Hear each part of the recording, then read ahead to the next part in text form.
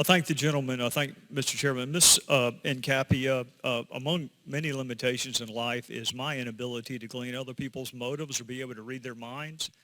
I could have sworn in response to a question you received from Mr. Cohen, you suggested race was the basis for why we may have this constitutional perspective. Did I understand you correctly? I believe I was responding to the question about is there an explanation about why? Well, let me offer another explanation to you, okay? Not a single Republican who is here right now ever served under a Republican president. Not one. So I hope I do live long enough to hold a Republican president to the exact same standard that I'm holding this one.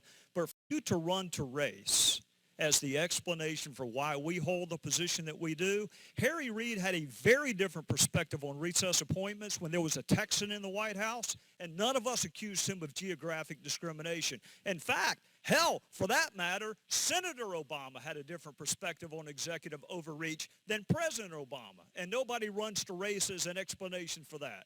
So I would just caution you to be careful when you try to import motives to people. With that, what are the limits of prosecutorial discretion?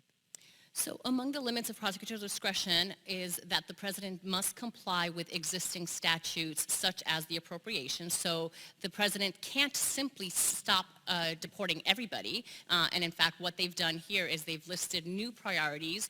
So he can't stop deporting everybody. Well, I mean, what are the limits? So as long as he deports one person, then that's a proper exercise of prosecutorial discretion? No, under the current appropriations, I'm not talking about appropriations. I'm talking about the constitutional doctrine of prosecutorial discretion, which if you marry up with the pardon clause, means you don't have to enforce it, and if they do break it, you can pardon them for it. Right, so under the constitutional doctrine, we should take two pieces. One is you've got the take care clause, which says that the president must take care to enforce the laws. Ms. Nkapi, your answer is much more complex than my question. What are the limits of the doctrine of prosecutorial discretion? The limits are that the president must enforce the laws based on statute. So one is... I thought he just announced he wasn't going to do that he was carving out categories and exceptions. In addition... And not on a case-by-case basis, too, for entire categories.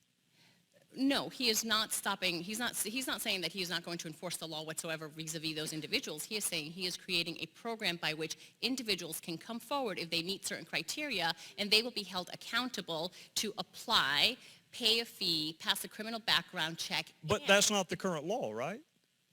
That is what is possible under deferred action, and that is what he has developed.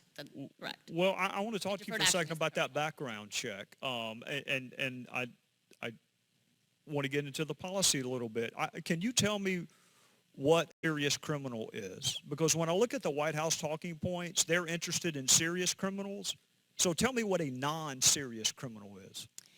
It could include somebody, for example, who has been detained for shoplifting.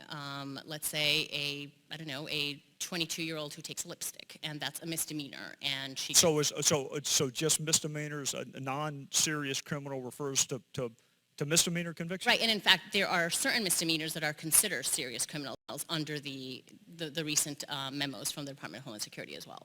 How about domestic violence? How many domestic violence convictions can you have and still remain? I believe domestic violence is considered a serious crime under the new... It wasn't under the comprehensive Senate immigration bill, which I have heard lots and lots of my colleagues embrace. I think you could have up to 3 domestic violence convictions and still remain on a path to something under the Senate version. How about recidivist DUI? I believe DUI completely disqualifies you as well. A single DUI conviction correct, is considered a serious criminal, even though it's a misdemeanor. That is my understanding, yes.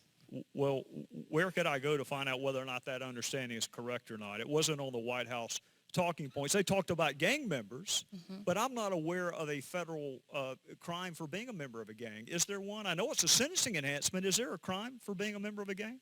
Well, in fact, that is some of the concerns that some advocates have, that if you are being considered a gang member because you live in a certain zip code and you're being associated, or is it really based on... Well, I understand your concern is that it might catch too many people. My concern is the opposite, that it won't catch the right people. So it's not a crime to be a member of a gang. You have to commit another underlying offense, and then it's a sentence enhancement. So how are you going to determine who the gang members are?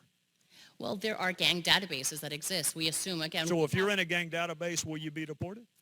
we don't have enough information from the administration yet, right? Remember, this was just announced. Well, I've got the So- talking points that gang members are going to be deported. But the talking points are not sufficient. They will be issuing guidelines with respect to how they will Who is they? program. The administration, the White House, and the Department of Homeland Security. Thank you, Mr. Chairman.